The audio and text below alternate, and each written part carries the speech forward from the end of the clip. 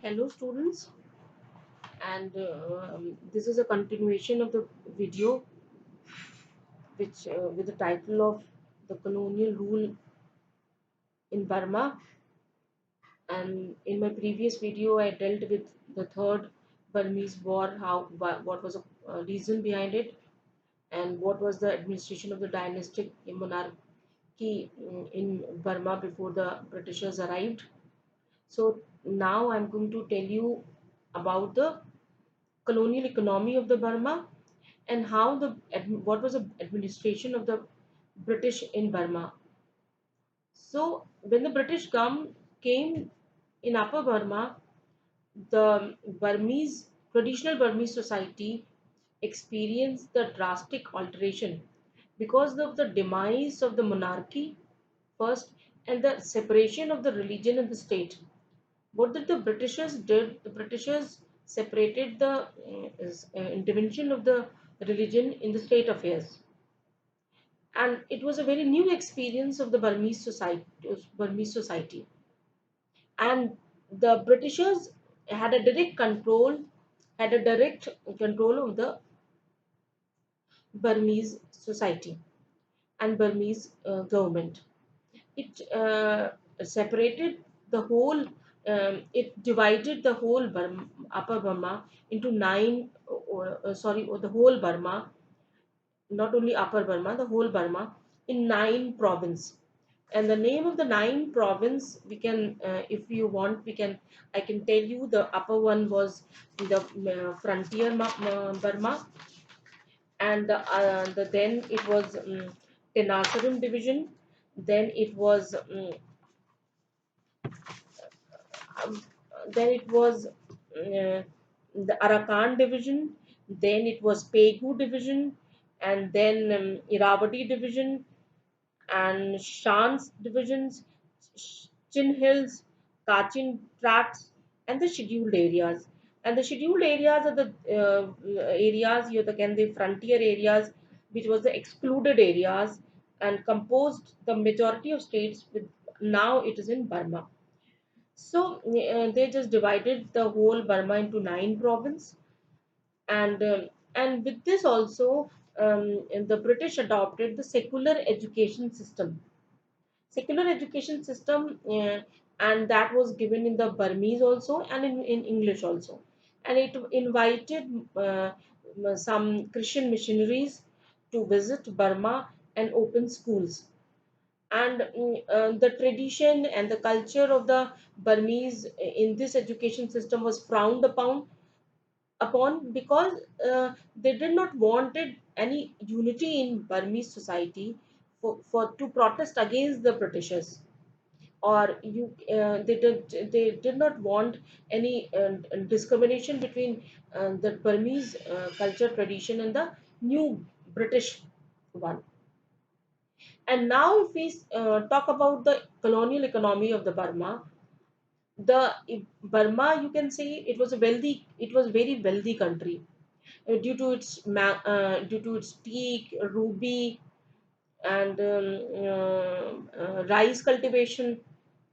So, but when the British came, economy flourished. No doubt, the economy flourished, and Burma became prosperous. But what was it? It Britishers very exploited very ruthlessly the resources of the Burma, and all the companies, all the firms were which was dealing with this trade. They were in hands of British, and the Burmese were the only the laborers in that firms. They used to do only a daily wages labors, you can say. And so the all the profit, went into the hands of the British, and Burmese could not reap anything out of it. And when we see that when the Britishers came to know that the Irrawaddy Delta is very rich in rice cultivation, there was a very dense mangrove forest over there, and they cleared all the mangrove forest along with Irrawaddy Delta, and the farmers were forced to go for the capital to capital and have the do cultivation for the rice. So they were forced to lend money from the Indian money lenders from Chennai. It is given in some history and some of the books. And the money lenders were known as chettiars, and on very exorbitant interest rates. And when the farmers were not able to give return their amount and as installment, you can say, so they were taken off. They were the mortgage lands, and along with the livestock, along with the crops, it was taken from their hands, and it went into either from to British companies or to the Indian money lenders. So they just took, they were just lost. They lost their lands also. They lost their crops also, and they were in high debts also. So it was seen that the Burmese were involved in a lot of robberies, a lot of crimes and dacoity, and we saw later on it was a lot of homicides was also recorded. And if we say that Indian laborers also entered in Burma, also went to Burma, and they were ready to do a job with the less money than the Burmese. So the Burmese were not having the occupation as laborers also, and it also went into the hands of Indians. So, and if we go for the ruby mine, ruby mines was also extracted so ruthlessly that it is in there in the some books that it exhausted it to that level. They extracted rubies from the mines. And now, if we go, so the British, now the Burmese. They were very much experiencing the local economy of their country. Their country they were limited to them only, but they were forcefully exposed to the export, global export economy, which was not experienced. So this also gave a very setback to the some of the Burmese firms. Yeah, you can say the middle class Burmese also. And when Irrawaddy Delta was very much flourished with the rice cultivation, so lot of population from Upper Burma, from rest of the Burma, they just went into that region only, and that region was concentrated with the population. And and when the British said British uh, uh, came to know, British experienced that the Irrawaddy Delta is having a very flourishing trade with the rice cultivations.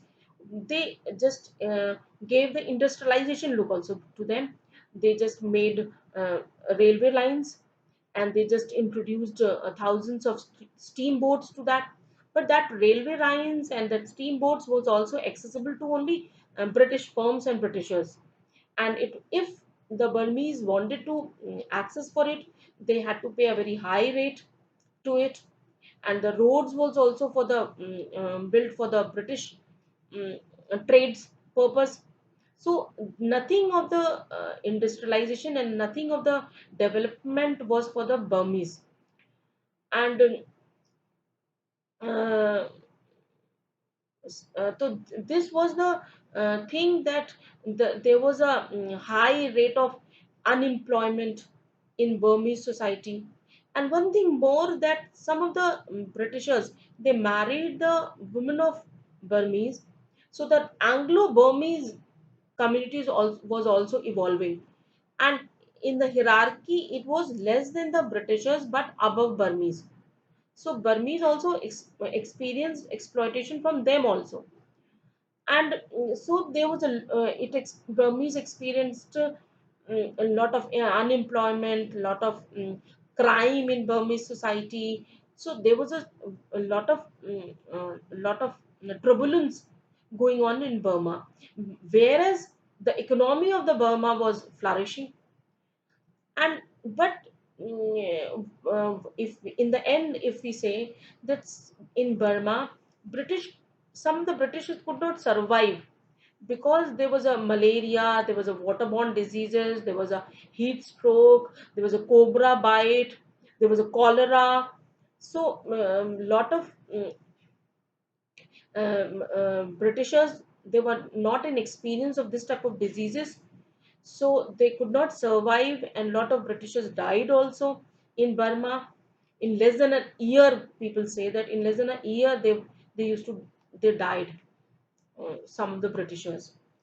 So now it is an end, and in the next video I will tell you how the nationalism and how the evoke among Burmese, and how Burmese got independence in 1948.